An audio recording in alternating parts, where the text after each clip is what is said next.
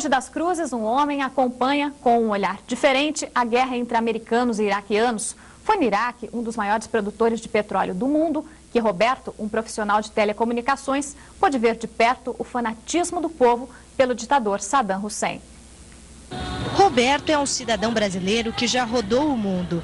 Hoje ele vive tranquilo com a família em Mogi das Cruzes, mas já chegou a morar em um acampamento no Iraque. Durante 3 anos, Roberto trabalhou como operador de telex para uma construtora brasileira que fazia obras pagas pelo governo de Saddam Hussein. Roberto viveu no Iraque de 85 a 88. Naquela época, o país crescia, a economia ia bem com a venda de barris e barris de petróleo. Só que no início da década de 90, com a guerra do Golfo, o Iraque sofreu um embargo econômico e desde então o país passa por uma grave crise financeira. Mesmo com a guerra contra o Irã, que havia começado em 1980, a capital vivia em clima de tranquilidade, mas o exército não saía das ruas. Teve uma madrugada lá, até foi, lembro direitinho, foi setembro de 87, que caiu um Scud a 1 quilômetro de onde a gente estava. Então o susto foi bem grande. A figura de Saddam Hussein estava sempre presente. Todos os lugares têm foto do Saddam Hussein. Um ticket de trem, você vai pegar, tem a foto dele.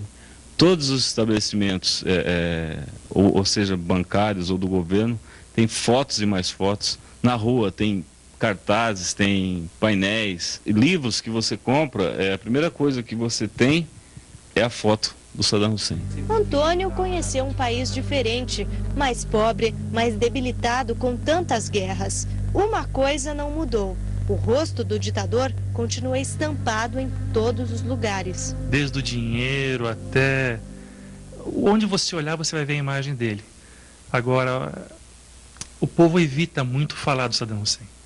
Se você pergunta o que você acha do Saddam, eles evitam, mudam de assunto, desconversam. Durante uma semana, Antônio deu treinamento aos engenheiros do governo iraquiano que havia acabado de comprar tratores brasileiros. O difícil foi chegar até Bagdá. Para você poder conseguir um visto para o Iraque, você tem que ter uma carta convite do próprio Iraque.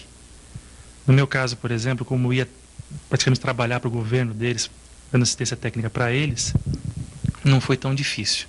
Mesmo assim, foram 2 viagens para Brasília para conseguir esse visto. Por onde andou, viu o que sobrou da Guerra do Golfo. Tem muita coisa abandonada, tem muita ruína de instalação militar, coisa que foi destruída na Guerra do Golfo e eles simplesmente abandonaram como estava. Mas é possível ver, por exemplo, algumas baterias de mísseis, alguma coisa, ainda colocadas próximas a vilarejos e lugar assim que existem muitas pessoas por perto. Mas o engenheiro também teve seus bons momentos. Como brasileiro, ele ganhou a simpatia dos iraquianos. Sempre tiveram contato com brasileiros e gostam do povo brasileiro. Então até é muito comum na rua você ver o Passat brasileiro, o Passat antigo, que eles inclusive chamam de Brasil. Olha um Brasil passando, interessante a coisa.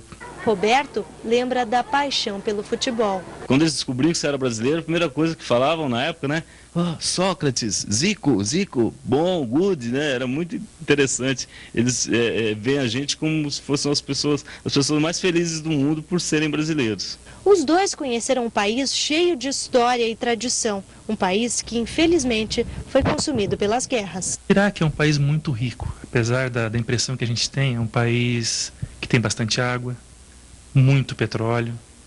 E tem um povo, o povo iraquiano é muito simpático, muito receptivo. Realmente alguma coisa aconteceu para não dar certo. Mas é um país que tinha tudo para ser muito rico mesmo. Um povo sofrido, mas um povo alegre e que tinham, de alguma forma, uma esperança no futuro. Agora, um sentimento muito interessante que despertou em mim foi um amor imenso pelo Brasil. O SPTV termina aqui. Uma boa noite para você.